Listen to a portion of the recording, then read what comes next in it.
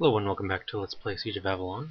The first thing we're going to do is we're going to go ahead and set up our hotkeys.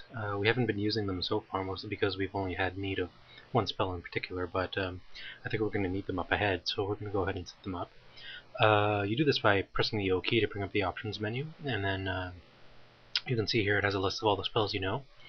So you can go ahead and select one, press F5 or F12 to assign it to a hotkey. So we're going to go ahead and do that for a number of our spells.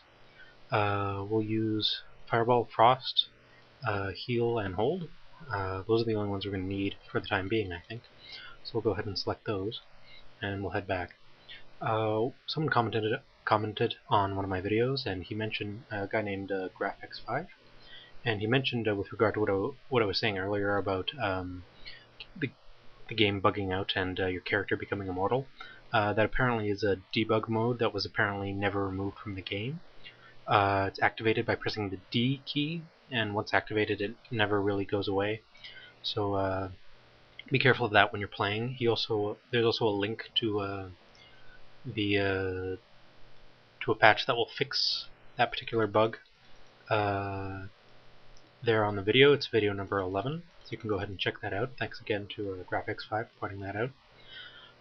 So anyway, heading in here we found that there was a bunch of Xiaohu running around, and if we click on them they have slightly better equipment than the ones we fought out in the town. In particular, they have these little Xiaohu armbands, which only take up 1 square, but sell for about 6 gold each, so we're going to collect those as we go. As I mentioned, you need to collect about 1,000 crowns by the end of the game in order to purchase one item, which I think might just be only for mages, but I'm not exactly sure on that. Anyway, we're going to continue on, and the thing with the 1,000 gold crowns is very unusual, though. It's a bit of a cheap shot because we don't. By that point of the game, you've noticed that gold isn't really important anymore, and you sort of stopped worrying about it, or at least most people would have.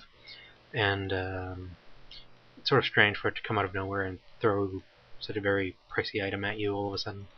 I didn't think it was very keen, but I guess it's not really too big of a deal, since you'll probably have that amount of gold by then anyway. Anyway, we're going to go ahead and collect these items just to make sure we have enough. We also want to purchase that item we saw earlier, the Mystic Black Robe. That seemed very valuable and be rather useful to us, so we're going to try to pick that up as well. And go over here. There's another hidden chest behind these stalagmite wall. Nothing in it though, so we're going to continue on. And get over here. We'll find well, yet more enemies. There's quite a lot in this. There's quite a lot of little battles in this game, unfortunately, and most of them don't really have much to do with the plot, but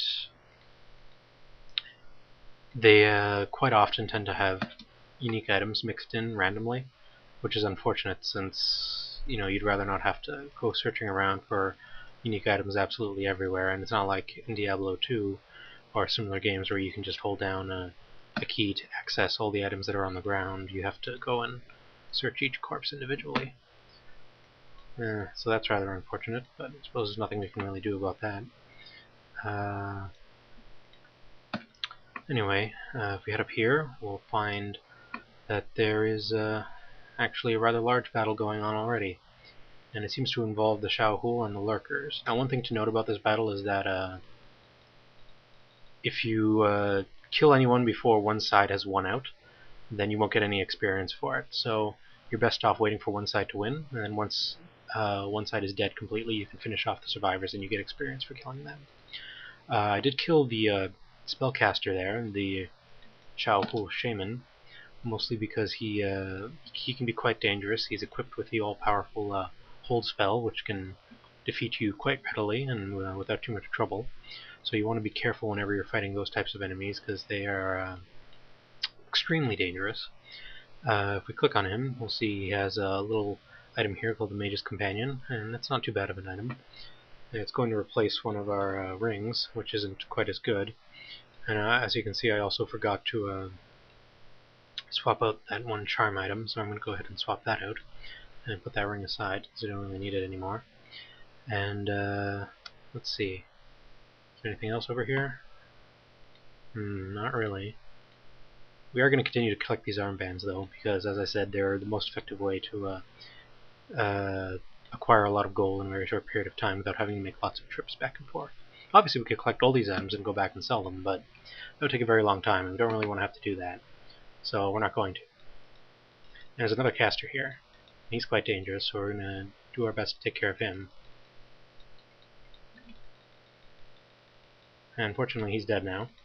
As you can see, he tried to buff one of his companions. We're lucky that he didn't cast hold on us, because that would have been rather bad. If he had done that, we probably would have died. There's very little you can do once you've had the hold spell cast on you. And click on him, he has a ring of health. That gives plus 10 hit points. We don't really need that, but again, it's probably something that'll sell, so we'll go ahead and take that. Check his companions here. Another armband. Go ahead and take that. And what else? Let's see. Another armband. Nothing else of importance there. But if we go down here, there's another hidden chest. And if we click on it, it'll open up. And there's something here called the Hands of Truth. And you can tell that they seem to have quite a few modifiers on them, and they add quite a few bonuses. Add some good protection as well. They're not really particularly good for a mage, but they do beat out the generic gloves that we have on already. So we're going to go ahead and take those and swap them out for the gloves that we're wearing. These are quite a bit better if you take a look at them. And yeah, so that was an interesting item to find. I think the scout in particular is very happy to find that particular item. It's quite handy to have. Anyway, we're going to continue on and see what else we can find. There's another caster here, unfortunately, and he's cast hold on us, and you can see we're sort of helpless at the moment. We're going to cast hold on him, and we're going to cast fireballs at him to take him out. And it's fortunate that he only had one little buddy there with him.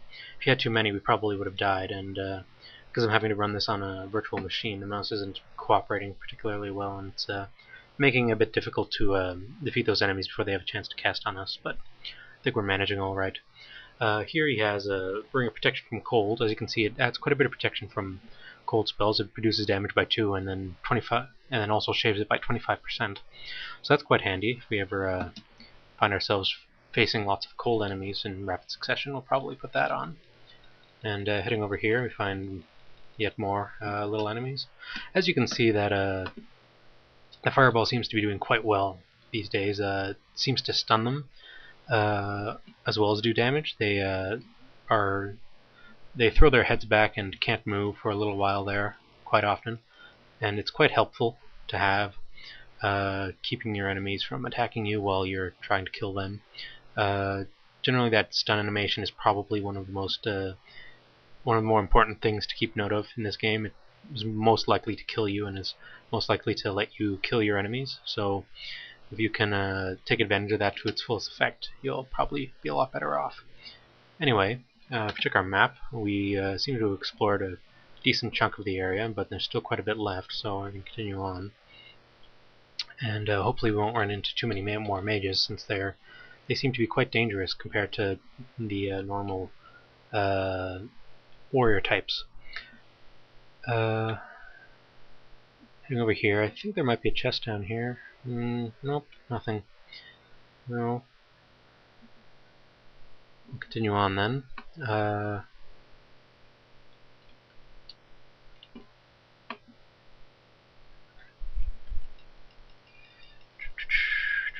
still haven't seen any sign of the Earthstone yet, which is unfortunate.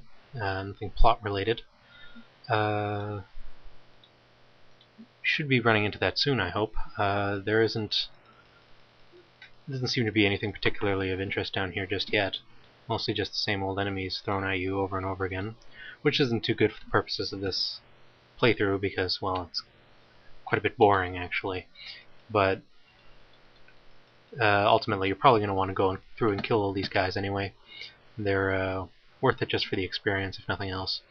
And sometimes, again, they might have a unique item or two on them, or there might be one lying around in a chest or elsewhere, so you'll probably want to go through it no matter what. Anyway, I think we're just about going to wrap up this video, so I'll see you next time.